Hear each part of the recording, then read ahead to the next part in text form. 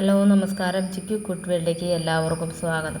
അപ്പോൾ ഇന്ന് ഞാൻ വന്നിരിക്കുന്ന പുതിയൊരു റെസിപ്പിയുമായിട്ടാണ്.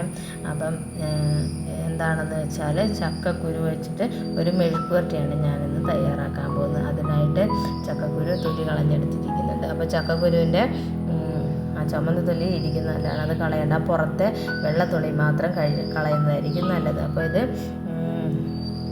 പല രോഗങ്ങളും പ്രതിരോധിക്കുന്ന ഒരു ഘടകം അതിനകത്ത് അടങ്ങിയിട്ടുണ്ട്. അപ്പോൾ ചക്കക്കുരു നല്ലപോലെ അരിഞ്ഞെടുത്തിട്ടുണ്ട്, നീളത്തിൽ കീറിയെടുത്തിട്ടുണ്ട്. അപ്പോൾ അതിലേക്ക് ഉപ്പ്, മഞ്ഞൾപ്പൊടി, മുളക് പൊടി, കുറച്ച് വെള്ളവും കൂടെ ഒഴിച്ചിട്ട് നമുക്ക് വേവിക്കാൻ വേണ്ടിയിട്ട് വെക്കാം.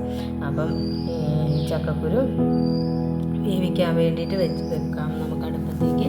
അപ്പോൾ ഇത് നല്ലപോലെ ഒന്ന് വെന്ത് വരട്ടെ. അപ്പം ചക്കക്കുരു നല്ലപോലെ വെന്ത് വന്നിട്ടുണ്ട്.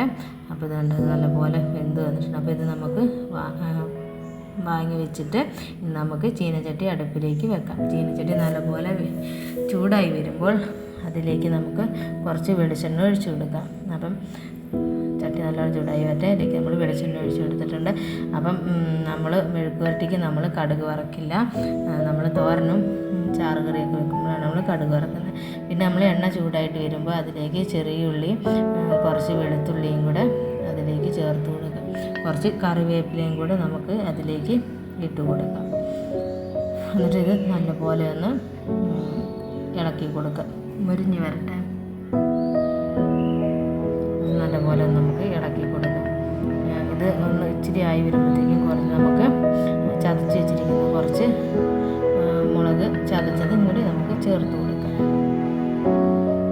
ഇതും കൂടി ഒന്ന് എണ്ണയിലൊന്ന് ആയിക്കോട്ടെ. ഇതിലേക്ക് ഞാൻ കുറച്ച് ചിക്കൻ മസാല ചേർത്ത് കൊടുക്കുന്നുണ്ട്. കുറച്ച് പെരുംജീരകം കൂടി ഉണ്ടെങ്കിൽ ഒന്നും കൂടി രുചിയായിരിക്കും. എൻ്റെ കയ്യിൽ പെരുംജീരകം ഇല്ലാത്തതുകൊണ്ട് ഞാൻ പെരുംജീരകം ചേർത്തിട്ടില്ല. അപ്പോൾ ഇത് ഏകദേശമായി വന്നിട്ടുണ്ട്. അതിലേക്ക് നമുക്ക് നമ്മൾ വേവിച്ച് വെച്ചിരിക്കുന്ന ചക്കക്കുരു അതിലേക്ക് ചേർത്ത് കൊടുക്കാം. മഞ്ഞൾപ്പൊടിയും മുളക് പൊടി, ഉപ്പും ചേർത്ത് വേവിച്ച് വെച്ചിരിക്കുന്ന ചക്കക്കുരു നമുക്ക് എണ്ണയിലേക്ക് ചേർത്ത് കൊടുക്കാം. ഇത് നല്ലപോലെ ഫ്രൈ ചെയ്യുന്നുണ്ട് കേട്ടോ. അപ്പോൾ ഈ ചക്കക്കുരു ഇപ്പോൾ നമുക്ക് എവിടെ നിന്നാണ് കിട്ടിയെന്ന് വെച്ചാൽ, ഇത് നമ്മൾ ചക്കയുള്ള സമയത്ത് നമ്മൾ ഇതിൻ്റെ കുരു എടുത്ത് നമ്മൾ സൂക്ഷിച്ച് വെച്ചിട്ടുണ്ട്. അത് കേട് വരാതെ നമ്മൾ സൂക്ഷിച്ച് വെച്ചിരുന്ന ചക്കക്കുരുയാണ്. അപ്പം ഇങ്ങനെ കേട് വരാതെ സൂക്ഷിച്ചിരിക്കുന്നതിൻ്റെ റെസിപ്പി ഞാൻ നിങ്ങൾക്ക് പറഞ്ഞു തരാം. എങ്ങനെയാണ് ചക്കക്കുരു കേട് വരാതെ സൂക്ഷിക്കുന്നതെന്ന്. അപ്പോൾ അത് നമുക്ക് ഓഫാക്കാം. ഇതാണ് ഇങ്ങനെയാണ് ചക്കക്കുരു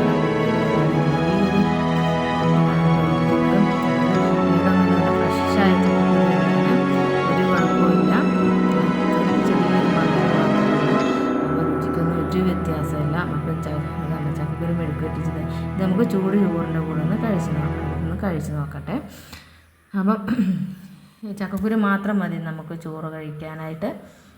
അപ്പം ഇത് നമുക്കൊന്ന് കഴിച്ച് നോക്കാം. ചക്കക്കുരു മെഴുക്കുവരട്ടിയും കൂട്ടി നമുക്ക് കഴിച്ചു. അപ്പം എല്ലാവരും വീഡിയോസൊക്കെ ഒന്ന് കാണുക. ഇതുപോലെ എല്ലാവരും ഒന്ന് ട്രൈ ചെയ്ത് നോക്കുക.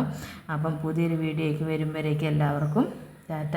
അപ്പോൾ ഇത് നല്ല ടേസ്റ്റാണ്. ഇതുപോലെ എല്ലാവരും ഒക്കെ ഒന്ന് ട്രൈ ചെയ്തു. അപ്പോൾ നമ്മുടെ ഈ വീഡിയോ ഇഷ്ടപ്പെട്ടെങ്കിൽ എല്ലാവരും ലൈക്ക് ചെയ്യുക, ഷെയർ ചെയ്യുക, സബ്സ്ക്രൈബ് ചെയ്യുക. Okay, thank you. പുതിയൊരു വീഡിയോയും കാണുമ്പോഴേക്കും എല്ലാവർക്കും ടാറ്റ.